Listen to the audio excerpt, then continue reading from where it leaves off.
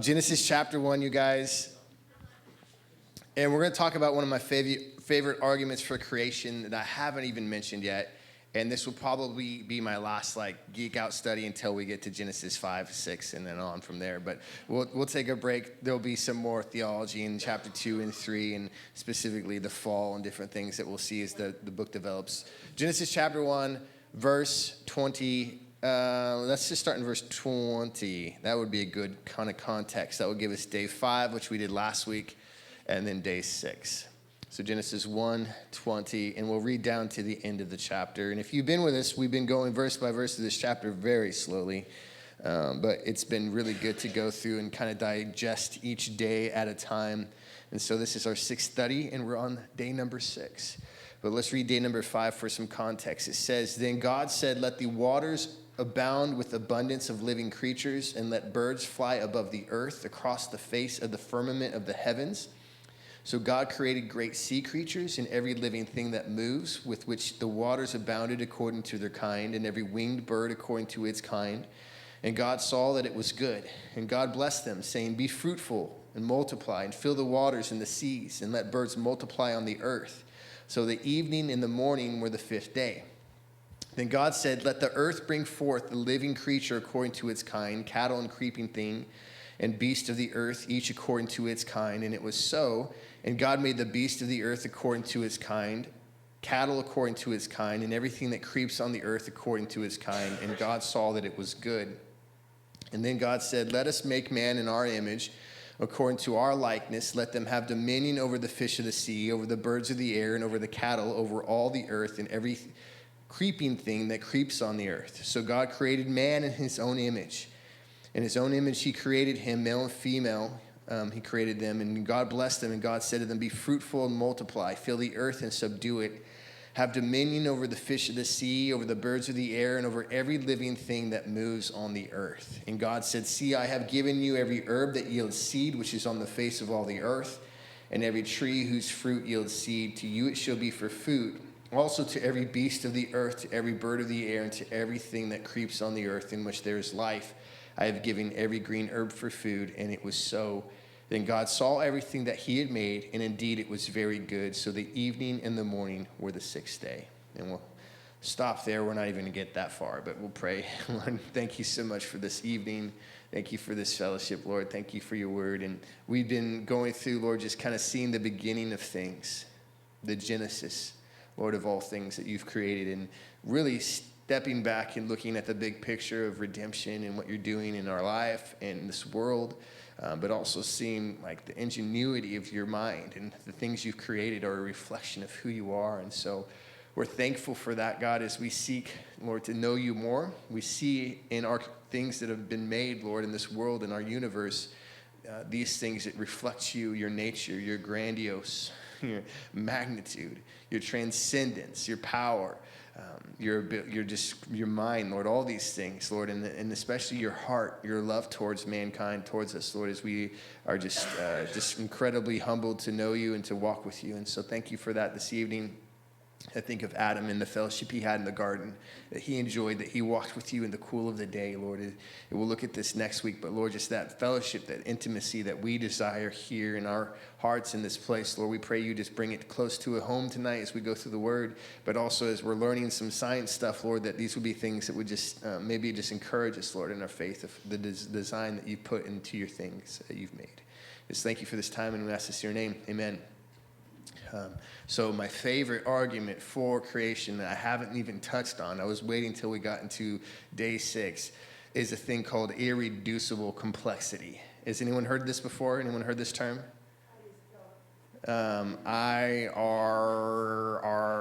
irreducible. No one's heard of irreducible complexity? Okay, there's someone here. Oh, please, thank you.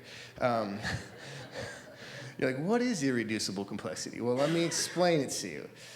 Imagine a car and all the things for it necessary to function, okay? You're talking a drivetrain, which has the transmission and the engine. And by the way, I'm not a mechanic. I have very rudimentary knowledge of cars.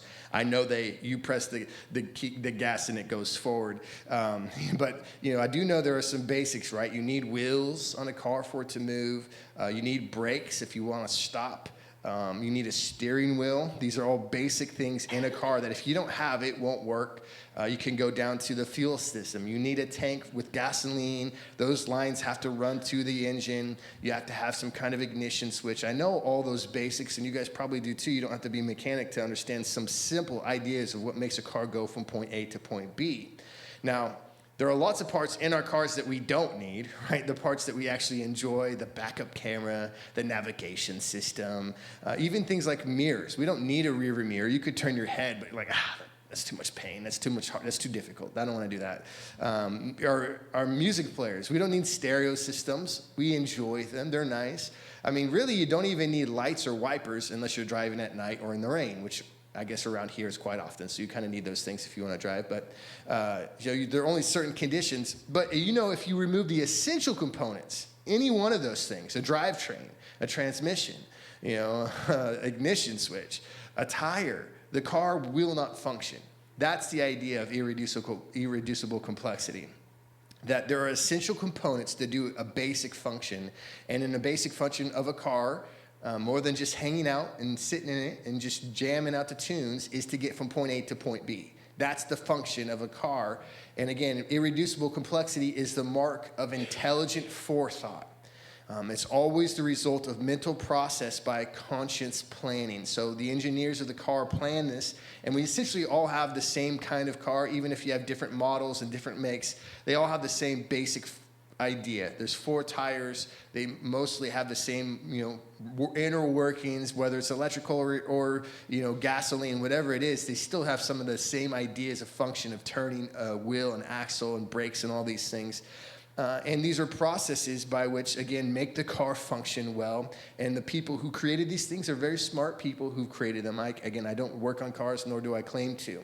But imagine a scenario, if you would. This is obviously hypothetical. It couldn't happen, but imagine a scenario where a car developed by natural processes, where just over millions of years, let's say a drivetrain came together, some gears came together, some axles and wheels, and imagine as during that time, you could argue that slowly that these things kind of came together to eventually form something that would actually work. But the problem is at no stage of the development would any part of that car be helpful to its development. As you add wheels to something that doesn't move, or as you add a drivetrain to something, or even an engine without ignition, you're talking about an incredible excess weight to a car that's actually going to cause it more problems than it would if it didn't have those things. And, what good is a drive shaft with 2 gears? And I don't know what that means, but that was something I read. So I don't know. I don't know what good it is. 2% of the vehicle, you guys, the point is 2% of a vehicle won't get you from point A to point B. 50% of a vehicle won't get you to point A to point B. 99% of a vehicle won't get you from point A to point B of those essential components. If you remove one of them, it does not work. And many of us have experienced this. One small little thing has gone wrong in a car and we're stranded on the side of the road. A popped tire, a fuel pump, whatever it is, a battery that's dead. One thing goes out and the entire thing no longer works, and now what do you have? A giant heaping pile of metal and plastic. It does no function. It doesn't do what it's designed to do. And, the machine must have all of its essential parts to function. That is irreducible complexity. Now, the design of living organisms are far more sophisticated and complex than an automobile. This would suggest, by the way, that the designer of biological, living organisms is far more intelligent than our engineers who create cars. I think that's a fair assumption. So the question is, do our biological systems have irreducibly complex components as well? Because wouldn't that immediately disprove any theory of evolution? If you have these basic components that if you did remove one of them, this animal or this cell or whatever it is will not work, no matter how long you give it, because those parts don't make any sense apart from them all functioning together. And we wouldn't need to find we would actually just need to find 1 or 2 of these in existence in nature to prove that you can't have these things naturally arise from evolution. Doesn't matter how long you give them. And yet we don't find one or two of these systems in biological life. We find literally hundreds and even thousands of these irreducibly complex designs within creation.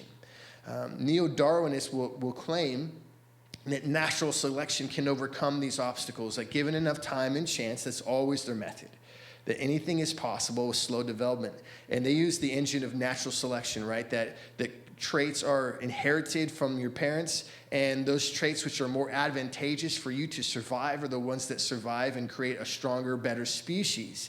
The problem with that argument is at no point do those survival traits, I would say, add any information into the genome of that animal. Almost always, those survival traits are a result of something that has been removed from the genome, some information that's been lost. So maybe a pigment that's lost, or again, a specific gene that keeps them from doing something. No trait has been added, no information has been added. Just what is existing continues onward. And in fact, there are so many irreducibly complex parts of life, whether you're talking about biological or just in the human body, our circulatory system, our nervous system, our reproductive systems, all have these irreducibly complex components. I love what, this is Jason Lyle. He says, natural selection has no foresight. It does not preserve traits that might become useful in the future once other codependent traits have also evolved. No. It refers to the success of organisms that have useful traits right now, and the reduction or removal of organisms that do not have useful traits now. For this reason, natural selection cannot account for any irreducibly complex system. And this is some of the, I would say, the background I've gotten from him and from other books, but just reading on these, it's incredible. You start to dissect some of the simplest systems and how God is, again, put all these components together to work all at the same time. I'll give you guys one more example of irreducible complexity before we move on. Maybe this is simpler than a car.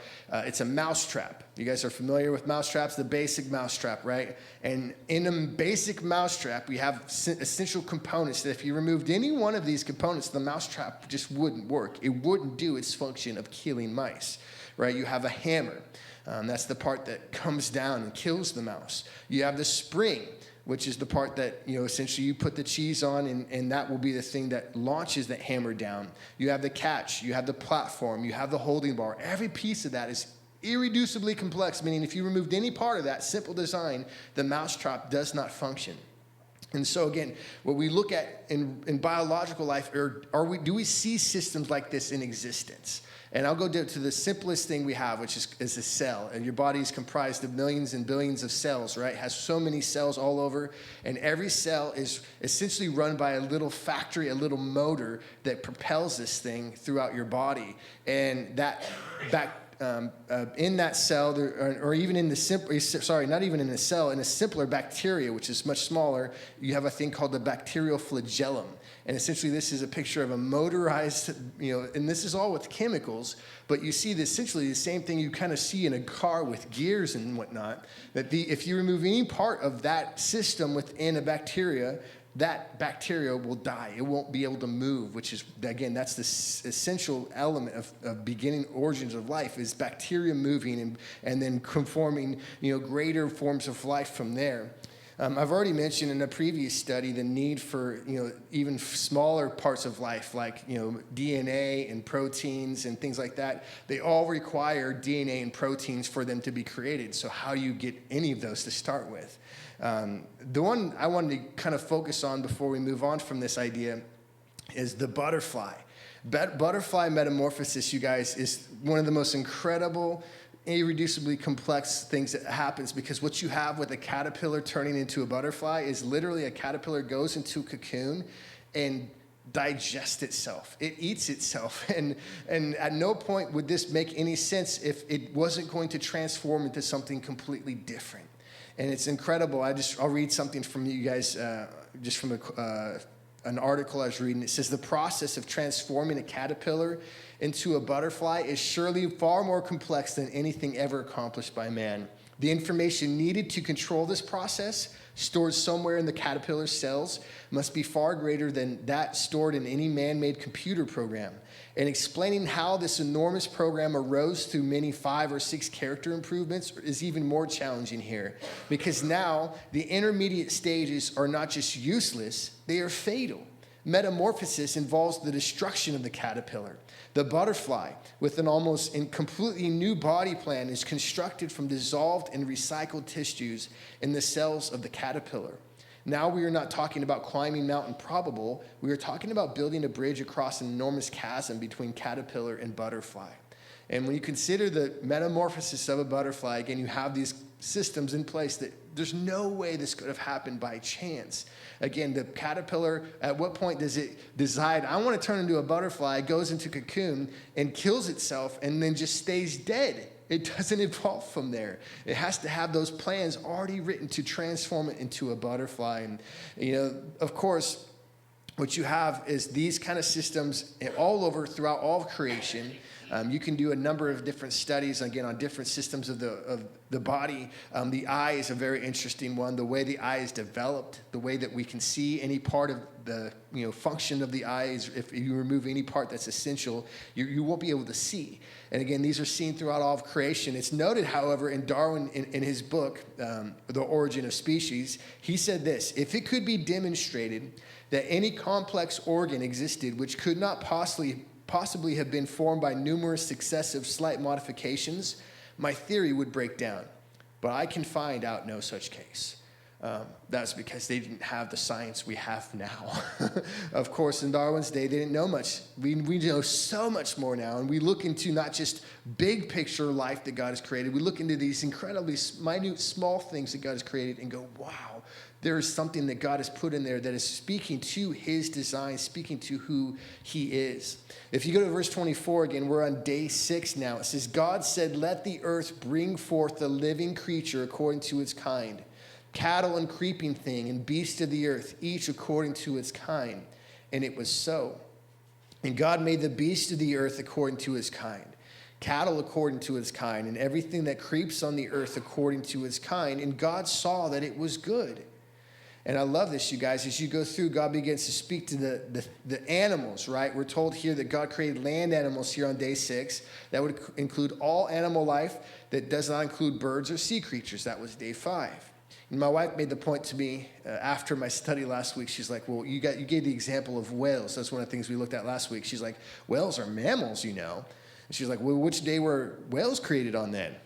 And I was like, shut up. No, I'm just kidding. I didn't say that to her. I would just point to what the verse says right before this when he says in verse 21, he created great sea creatures and every living thing that moves, which in the waters abounds. So that would include whales in my estimation. Even though they can breathe, even though they're mammals, they are kind of an interesting mammal. Of course, when you look at the things that God's created, he uses this word kind. And I made this point when we talked about this last week. That could be essentially how we describe a species. So you have horses, you have dogs, you have cats. Those are all species, but God created just that species. And then all the variation you see within that species comes from that one kind that God created. So you have the spectrum of all the different kind of dogs we have come from essentially one kind of dog that was more like a wolf than like a purse dog or something, right? And so you have those adaptations, and that's the difference between micro and macro evolution. We talked about this, but micro meaning small changes that benefit a species, that are allowing for adaptation and for change to environment that God has programmed in us so that we can adapt, versus macro, which is to change from one species to another, which we see no evidence of. There's no evidence in the fossil record or anywhere else of macroevolution. That God, again, created his creatures with this ability to adapt to their environment. And, you look at some of these creatures God created, and you wonder if he has a sense of humor. Like some of the things God has made, you're like, he's a mad scientist. I'll show you guys a few examples. The duck-billed platypus. You guys know anything about this animal? So it hunts, believe it or not, it hunts with its duck bill. It has these receptors, and essentially like ESP, where it's able to kind of sense where its prey is. And it goes after it through its leathery bill. And I've never heard that before. I never knew that. I go, that's bizarre. It's not just, a duck kind of in a beaver had a baby. It's a completely different species. The males, and this is incredible to me as I learned this, that they have poisonous spurs on their hind legs. And so they will fight each other in mating season and actually poison each other. If you got, for example, hit by one of their poison spurs, it would incapacitate you as a human being. That's how powerful they are. And so they're not something you want to mess with. They won't kill you, but still, I was like, wow, they're poison? Like, I've never heard of that before. They look so cuddly, don't they? They don't have teeth, so they're just like ducks in the sense they don't have teeth. So what they do is they actually have a pouch on the side of their mouth where they put gravel and they mash their food with rocks. It's like, how does this kid do this? How do they learn this stuff? The females don't have nipples because these are one of the only classes of mammals that actually give birth with eggs. And so they don't have nipples, but what they do have is they secrete milk into their fur, into like a pouch, and then the babies come and drink from that pouch through their fur, which is nuts. Again, one of the only animals that do this. And I will just say this happens to be my official position on Oregon collegiate sports, that I'm a platypus. So when people ask you, you're a beaver or a duck, I'm a platypus. I have no allegiances here, so I'm in the middle. Kangaroos. I learned about these not too long ago. My wife was doing a creation class, and she was telling me about them. And, they're pretty cool animals, right? You never want to fight a kangaroo. They will destroy you.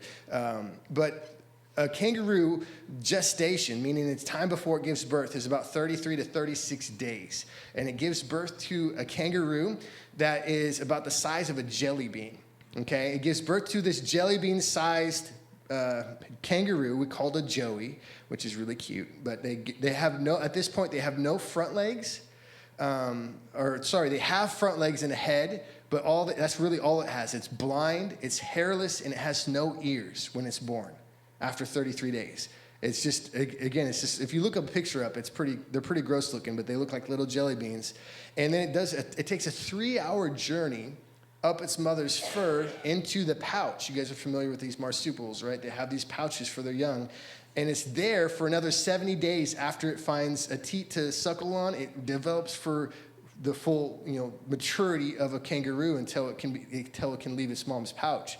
That's incredible, one, that you have this creature that can crawl out of its mom's pouch and develop somewhere else on a location. It's not fully born and then just comes into the pouch for like a nap or something. That's where it's developed, which is crazy.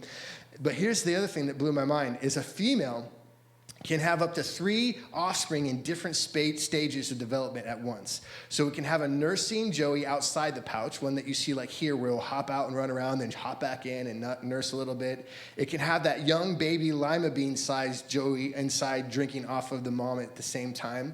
And it can also have an unfertilized embryo in her uterus still. And so like all those stages all at once. And while the lima bean-sized joey is in the pouch, and the older joey, say the 70-day-old joey who's hopping around and coming back and forth, the mom will literally produce 2 different kinds of milk within her body to feed these 2 different babies at different stages. Like, isn't that nuts? Different milk, different times. I'm like, I hear these things and I'm like, Lord, what are you doing? This is craziness. The giraffe is another one of those creatures, like, they're just hilarious to me. If you've gone to the zoo, you see these things are outrageously large. They're the tallest animals on the earth. They can be up to 18 feet tall. And to consider this, we're pretty tall creatures. Some of us in here are taller than others. But, when you bend down and then you get up real quick, you guys, how you'll feel lightheaded? That happens on an exponentially greater amount in the giraffe's body.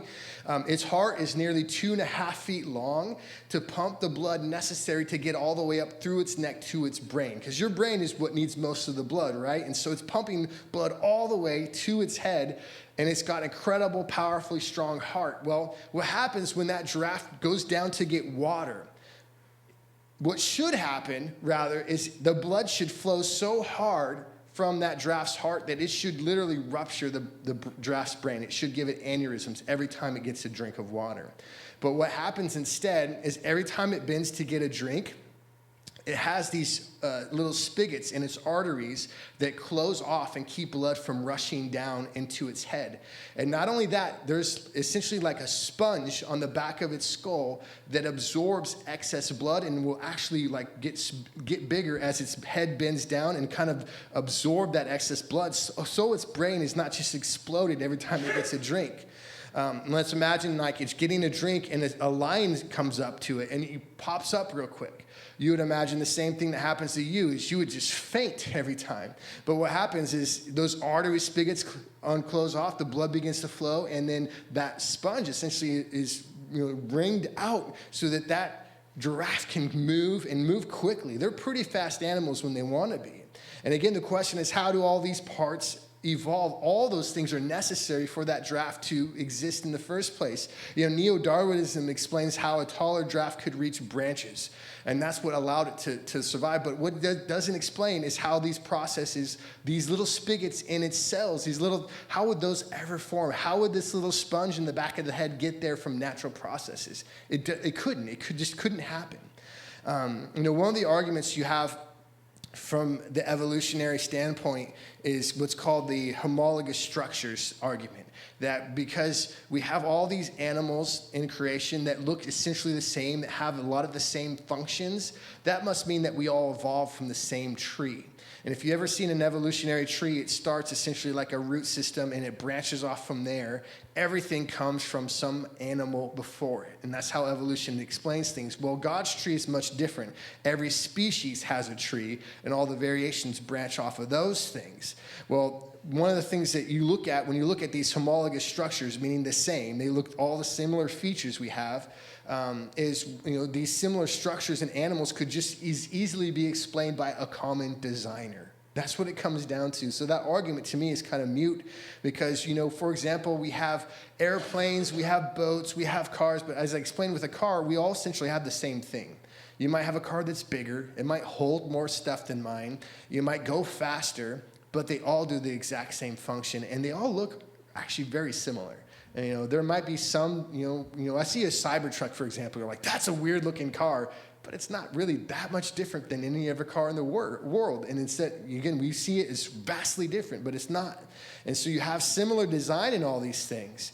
And you have arguments against creation, for example, that, again, you have these similar designs, and they've all been evolved from the same trees. That's why you see these. Now, the problem with that, another problem rather, is you have creatures that are so farly different in the evolutionary tree that we branched off in their mindset millions of years ago, and yet we have in the end the exact same functions, the exact same systems. For example, the human eye is almost identical to a squid eye. And, you have to trust me on that, unless you want to go look at a squid. But the squid eyes, as far as how they work and how they communicate to the squid's brain, is almost identical to the human eye. And we are nowhere near a squid as far as design goes. There's nothing about us that is even close to the same. And so this is called is convergent evolution. And this is the definition: the process by which unrelated organisms independently evolve similar traits or behaviors to adapt to similar environments. That's the textbook definition. And to me, I look at that and go, how do we have the exact same eye as a squid? That doesn't make any sense. Again, because we diverged according to their tree millions of years ago, and they're saying that our eyes naturally got the exact same processes when so much of the idea behind evolution is random mutation, random, chaotic mutation that just happens to be advantageous. And again, what I find is those arguments are null. They're incomplete, and they're completely lacking, to me, the really grand concept that God made these things and he's the common denominator. I'm sure some of you guys have heard the claim that we have 99% of the same DNA as monkeys. Maybe you've heard this argument before. And that's how we know we came from a similar ancestor as apes. That's the argument, by the way. It's not that we came from apes. It's never the argument from an evolutionist that we came from the same ancestor is what they would argue. So monkeys are not our great-great-grandpas. They just came from the same great-great-grandpa that we have. But the problem with that is we have never mapped the monkey genome. You guys know that there was a project back in the 90s. They spent a ton of time and research and money on mapping the entire genome, entire DNA sequence of the human race. And we're not going to put that much money into doing it for apes. There's no reason to do it. And so we don't even have it mapped. So this was a figure that they kind of threw out there based upon protein sequence analysis. And when you do that same protein sequence analysis, you find actually that we have 50% of our DNA in common with bananas. And so you find out that, that's a little misleading. In fact, they've even lowered that number from 99% down to 89%. And they're like, well, maybe we're not as in common as apes as we thought. And again, these are arguments that are used from an evolutionary standpoint to prove we had similar ancestors and we all came from the same place. One of the arguments that was used in the early 1900s was this argument of embryology. It's a study of embryos. And there's a guy named Haeckel who drew these things, and these are drawings of an embryo, stage of development. And his mind, what he was showing here and proving here is that every animal, doesn't matter what kind of animal you are, goes through a similar process of development. And I don't think he was necessarily being misleading. He just didn't know what was actually happening in a womb of a mother. In fact, there's an exhibit. I don't know if it's still at OMSI right now, but they have an exhibit where you can go through and they have, they're all passed away stages, usually like not abortions, but baby died. And then so they have basically saved in, I don't know how they do it, some process where you can see the developmental stages of the human embryo all the way from week 1 until almost fully born. And it doesn't look anything like this. It looks almost from the very get-go like a human being. I mean, the very beginning, it looks like a jelly bean, but from the very early on stages, by the time a mother knows she's pregnant, you're talking about a baby that usually has a heartbeat. You're talking about a baby who's got a brain stem. You're talking about something, again, that is very beautiful and intricate.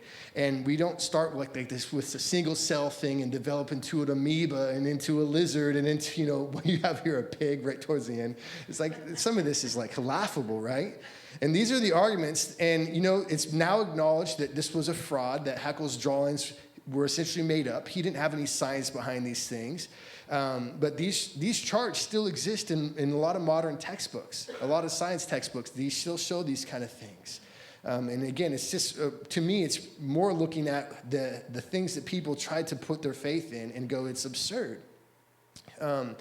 There's an argument about vestigial organs. Maybe you guys have heard this, that there are organs that exist in our bodies that are no longer functional. Maybe they were functional for a past, species before we came to an existence, but they no longer have a purpose in us. We have a tailbone. We have, they talk about the things that they'll mention are things like tonsils and appendix. They're vestigial. They're things that we don't really need, and so we can just remove them. There's actually, at one point in time, they believe there was 180 of these in your body.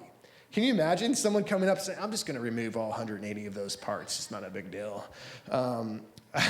We've now found out that there are no, as far as we know, identified vestigial structures or organs in our bodies. Like every part of us is needful. Your tonsils are part of your immune system and they're part of the lymphatic system. Your appendix is part of your immune and lymphatic system. In fact, I had my appendix out in 2021, and I don't know it for sure, but I'm pretty sure about this. But I've developed a peanut allergy. And I really correlate it to that because I didn't have a peanut allergy before I had my appendix out. And now I have no appendix, and now I can't eat peanuts, which is kind of not fun. And so I don't know that's necessarily the case, but I wanted my appendix. It just didn't want me. And so like when someone says, oh, we'll just remove all those unnecessary parts. Again, all these things they come up with, like whales have little legs, and they go, well, those are from when they were land animals. No, those are like essential to reproduction. They're there for a purpose in a whale. They're there to support vital organ support and stuff. And so again, you have all these arguments against creation, and they're identified as by evolutionists. These are the reasons why. Junk DNA is another one. You have a large portion of your DNA that you don't even need. It's just a bunch of junk. And the more they go through and look at this junk DNA, they find that it's involved in the regulation of protein production. It's involved in repairing the cells. So it's very needful. And if someone said, again, let me just cut out all your junk DNA, I would say, get away from me, Plus, good luck with that. That's all I'd say. That would be impossible. But you get these idea that, again, they have these arguments, and if we give enough time, it's called an argument from silence, right? We have a vestigial organ. We give enough time, we find out that's not the case at all, right? That God has created us distinctly and uniquely, which brings us to the culmination of God's creation here in verse 26. God said, let us make man in our image, according to our likeness. Let them have dominion over the fish of the sea, over the birds of the air, over the cattle, over all the earth, and over every creeping thing that creeps on the earth. So God created man in his own image. In the image of God, he created him, male and female, he created them. And you guys, we have the distinct privilege among all of God's creation of being the only creation that's made in God's image.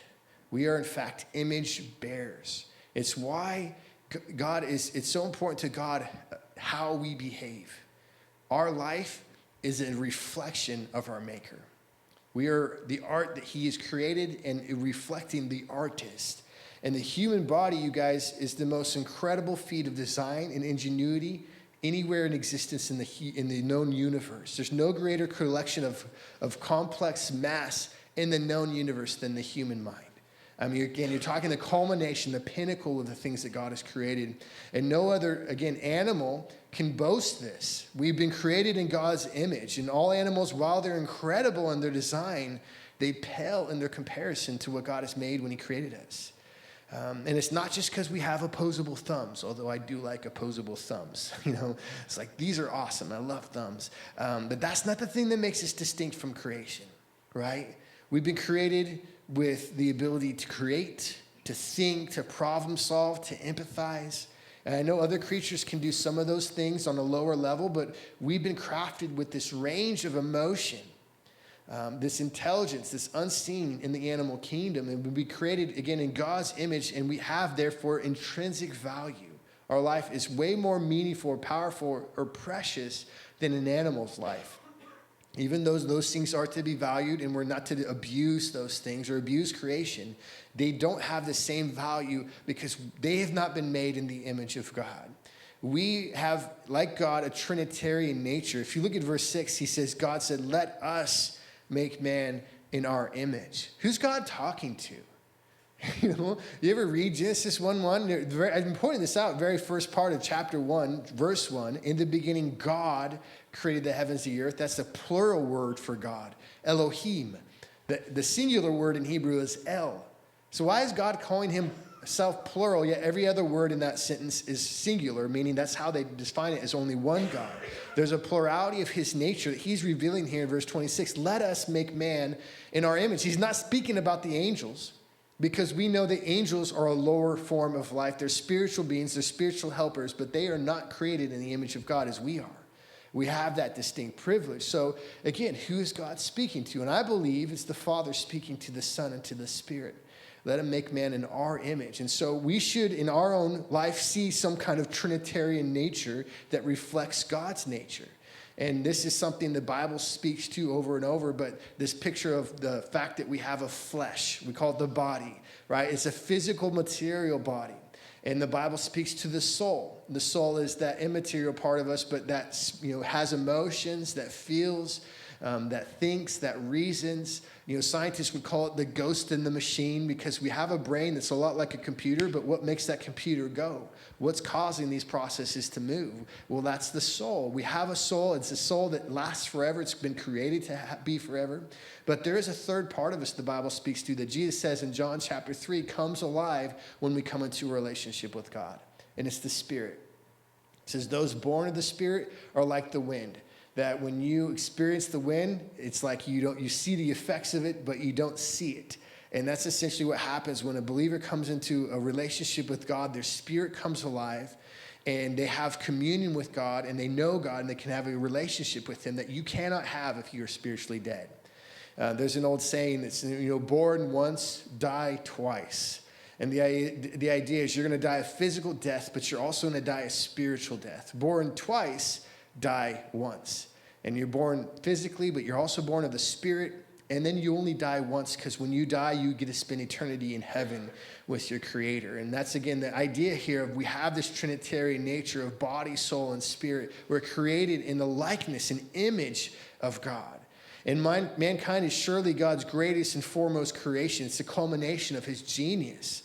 And it's the last to be unveiled. It's like he's been waiting. He's been speaking of stars and great lights and speaking of the sea creatures and the animals that creep on the earth. And then he says the culmination is man, right? It's like the veil is finally pulled away and we see the greatest thing God has ever made, and it's man in his image. And yet, look at this, you guys. We fight, as we're going to see in chapter 3, we fight against this image bearing. We seek to go against in all fronts God's nature and reflection. And we go, in seeking to distort God's image, we hold fast to sin, which is to disobey God. We rebel against him. And in our pride, thinking that we know better, that we are going to live life how we want to live, we end up destroying ourselves and essentially killing ourselves, destroying our spirit, and not allowing us to speak and have this relationship with God that he desires with us all.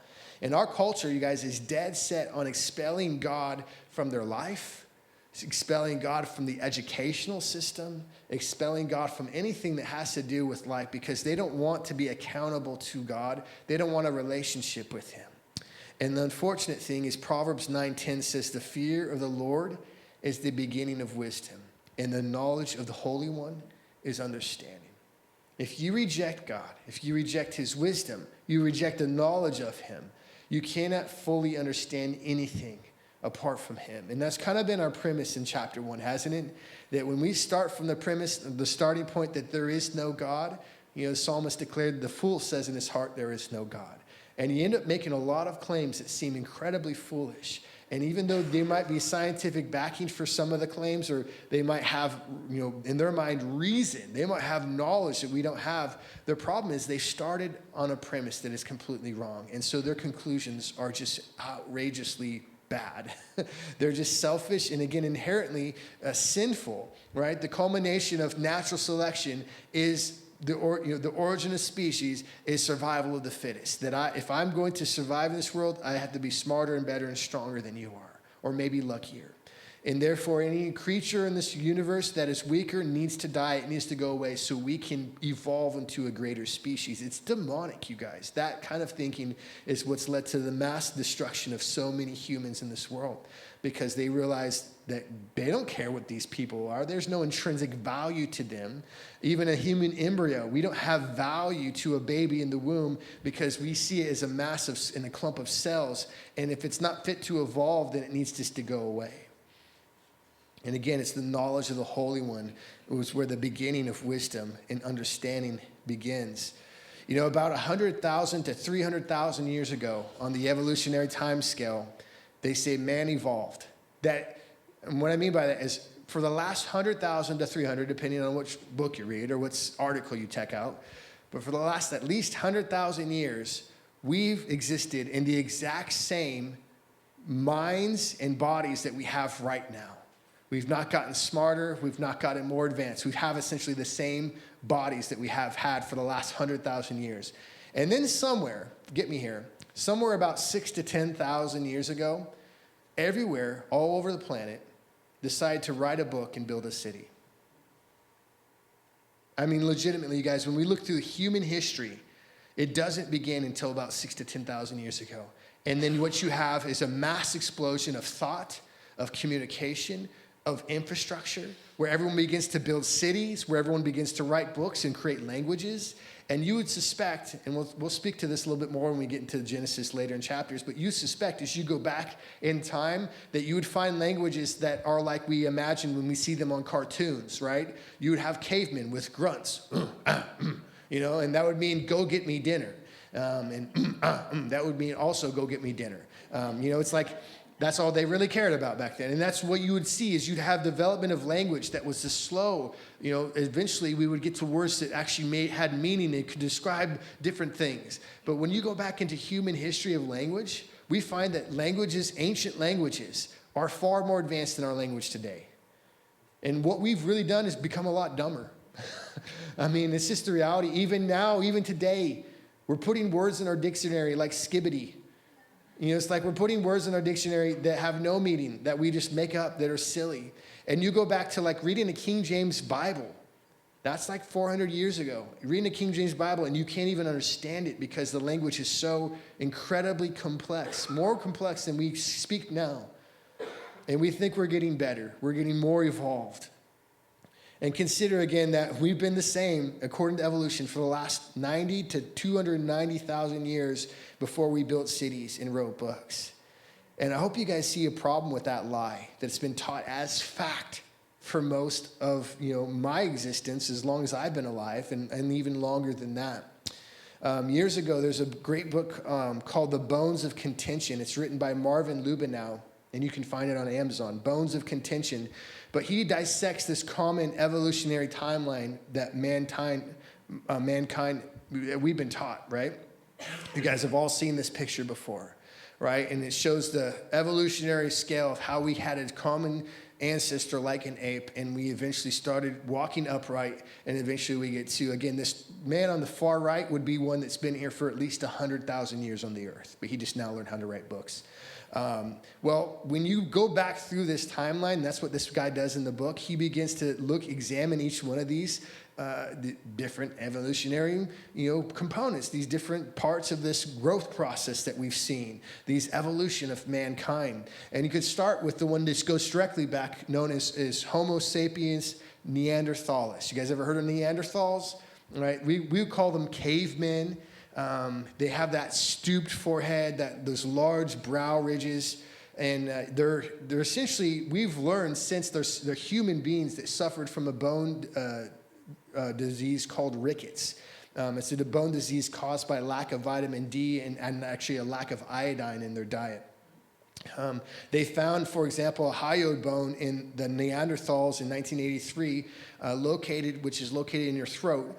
And we discovered they could speak just like you and I. Oh, so they didn't have to speak with grunts. They didn't have, No, they talk just like you and I. They're literally indistinguishable from modern humans. They had the same number of bones. The difference is the strength and the volume. They're actually thicker. And we've discovered the bones that's in Northern Europe, lived in harsher climates, more like after you have the flood, you would have a post-Ice Age environment. And they would live in essentially a very similar environment to what Eskimos live in. And there's a couple different rules of anthropology. That's a study of man and all. But essentially what these rules say is that when you have cold environments, you tend to have shorter limbs and you tend to be stockier to conserve heat. And that's what you see, for example, with an Eskimo, is they're a lot larger in body mass because they need to preserve heat, but their arms and legs are shorter. The Neanderthals, these pre-human humans, apparently made tools to make additional tools. They buried their dead. They had controlled use of fire. They practiced religious ceremonies, belief in afterlife. Their bodies, they buried with sacred items. They played musical instruments. The explanation of where Neanderthals came from is likely these were an isolated group of humans that adapted to their environment and were very inbred. Because of that, they developed this bone disease, and they look different, but they're not any different than you or I. In fact, just reading an Encyclopedia Britannica article on this, and it says until the late 20th century, Neanderthals were regarded as genetically, morphologically, and behaviorally distinct from living humans. However, more recent discoveries about this well-preserved fossil Eurasian population have revealed an overlap between living and archaic humans. They developed a successful culture with a complex stone tool technology that was based on hunting, with some scavenging and local plant collection. Their survival during tens of thousands of years of the last glacial is remarkable testament to human adaptation.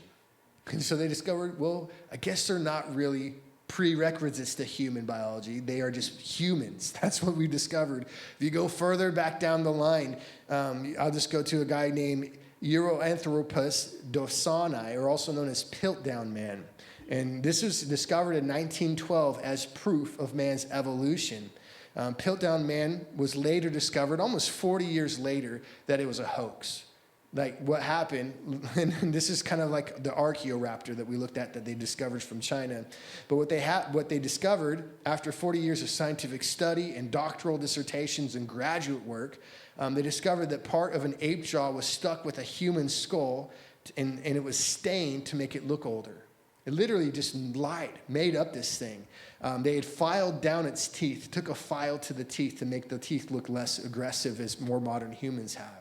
And then scientists saw what they wanted to see. It was a complete hoax. You go back to a thing called Nebraska man. And I don't even want to pronounce his real, anthropological name. It's something ridiculously long. But what they've discovered, and this is a drawing of Nebraska man, maybe you've heard of him. This was a drawing that was rendered from a single tooth that they uncovered. A single tooth. And I'm not even kidding you guys. He captures the ape man with his family in this picture of a single tooth. And later they found out the skull of this animal was actually an extinct pig. It wasn't even human at all. And they created that drawing, that rendering from that. And I mentioned those three things right off the bat because I mentioned a couple weeks ago the Scopes trial, which was a trial about an evolutionist teaching evolution in his class. And so there are Christians who had a problem with that, so they took him to court. Those were the three pieces of evidence that he submitted to show that we are evolved. Was those three pieces of evidence. There have been other that have come up in more recent times that he discusses in that book. What did I say? The name of the book was Bones of Contention. And so there's a guy called Java Man, and this is Pithecanthropus erectus. And he's called the erect ape man. And essentially he was the one that we could see that finally this was an ape that kind of stood up. And what we actually uncovered is on your right there, this is what they actually discovered in the ground, was a skull cap and a femur. And then they drew this ape that could essentially stand up based upon those two things. Now, what they don't tell you, what the guy who was digging in the dirt, what are those guys called? Archaeologists, thank you. Anthropologists, archaeologists. What he didn't tell people is that the femur, which was clearly human, was found a year later in the same dig, 50 feet away from the skull.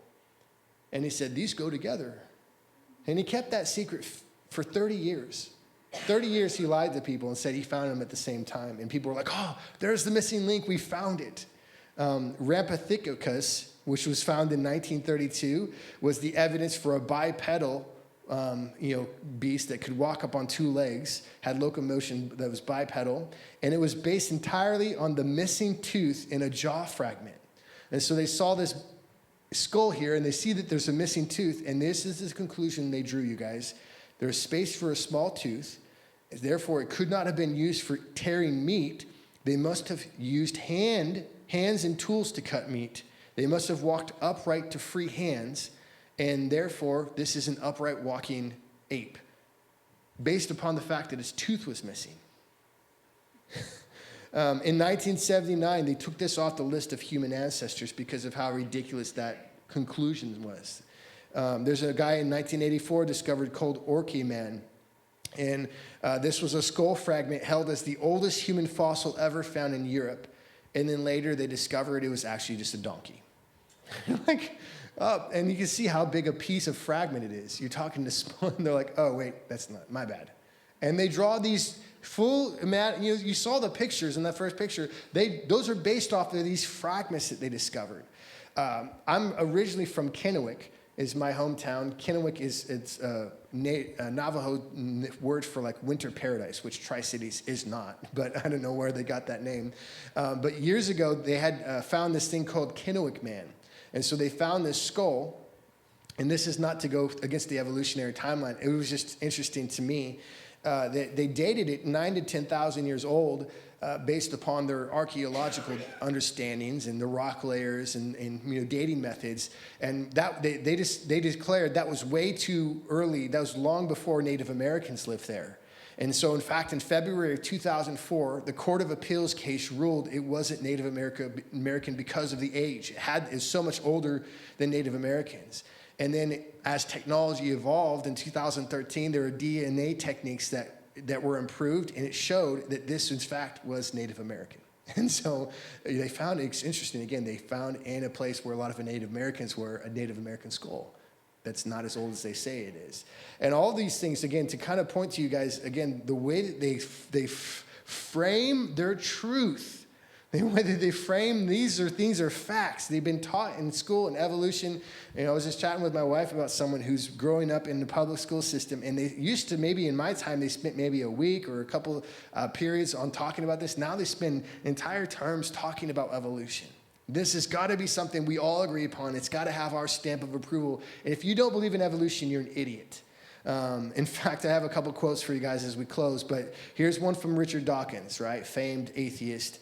He says, "It is absolutely safe to say that if you meet somebody who claims not to believe in evolution, that person is ignorant, stupid, or insane, or wicked." You guys, the knowledge of God does not make someone stupid. It's quite the reverse. And you get guys like this who say things like this. And I just encourage you, I'm not going to go too much more into science in this series, and we'll get some more when we get to Genesis or to the flood, because I believe that answers a lot of questions as far as fossils and why there's so many dead things. But the resources, we have so many abundant resources that even when I was in high school, we didn't have. We had like one website and like 3 books. But now we've got hundreds of books and several websites. Some of my favorite is Answers in Genesis. One of my favorites is the Biblical Science Institute. I've been naming a lot of stuff from Jason Lyle. He's actually going to be at our church in May or March. In March, he'll be here teaching on a Sunday morning, and then he's going to teach 2 times on Sunday nights for us as well. And that guy is a PhD, incredible mind, way smarter than I am, and he'll answer all your questions. ICR.org is another one, the Institute for Creation Research. All these, we have such incredible resources and scientists who've grown up with a belief in God, who've got incredible minds, and go, you know what, a lot of the stuff that's being taught right now is garbage. And in fact, I was reading one quote. It said, "Creationists today, at least the majority of their spokesmen, are highly educated, intelligent people." And this was, by the way, this is Niles Eldredge. He was one of the people who helped formulate that idea of punctuated equilibrium, that evolution happens too fast for us to, or too slow for us to see it, but then it happens too fast for us to see it as well, at least in the scale of the digs that we find. He was one of the ones who came up with that, but he says this: "Creationists today, or at least the majority of their spokesmen, are highly educated, intelligent people." Well, thank you. Appreciate that. "Skilled debaters. They have done their homework. They are nearly always, it seems, better informed than their opponents, who are too often reduced to a bewildered state of incoherence.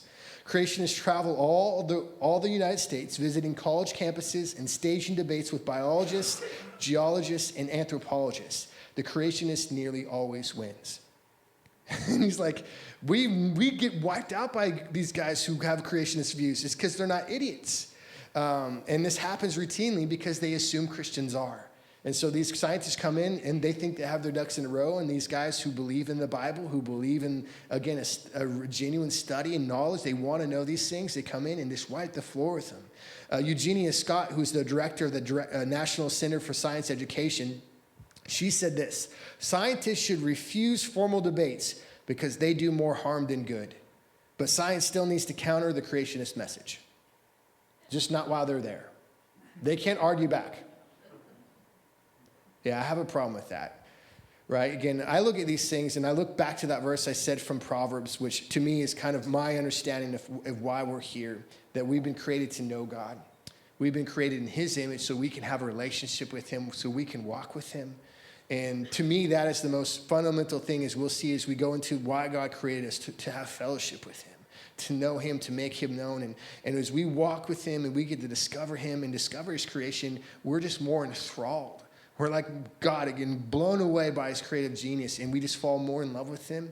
And then we want to share that love with the world. That's why we're here. And so I look at these things again, I just go, God, help me have humility. I don't know everything. I don't need to know everything, but I do want to know you. That's the most important. I want to have a knowledge of you, Lord. I want to be close to you. So let me pray for us. Lord, thank you so much for your word. Thank you again for just science. I love looking at things that you've created and maybe not having any explanation, and we can look for the explanation. This is not a referendum on people trying to figure out why things have worked the way they do. God, I just find that the more we discover, the more we're blown away by how incredibly, brilliantly designed this world is. And we are just incredibly blessed creatures, Lord. And as image bearers, we have this incredible responsibility to know you, to walk with you, and to share that knowledge with the world, Lord. And I think we live in a world of darkness that has mostly succumbed to the lies of the enemy. These lies that we came from nothing and we're going nowhere. And we have no purpose. We have no reason for existence. God, that is not the truth. Your word is a revelation. It has spoken to us why we are here, where we are going, what our purpose is, Lord. And so I just pray, God, we would hold fast to those things. We would desire you more. When we read about creation, Lord, we would be just, again, enthralled with who you are. And that these things that speak to your character, your nature, God, will be things that just inspire us to worship, inspire us to sing songs and to write music and to create art, Lord, that was reflective of you, and to, most importantly, live our lives as best we can to reflect you. And so we thank you for this evening. And just pray you be with us as we go our way, and we ask this in your name. Amen. God bless you guys.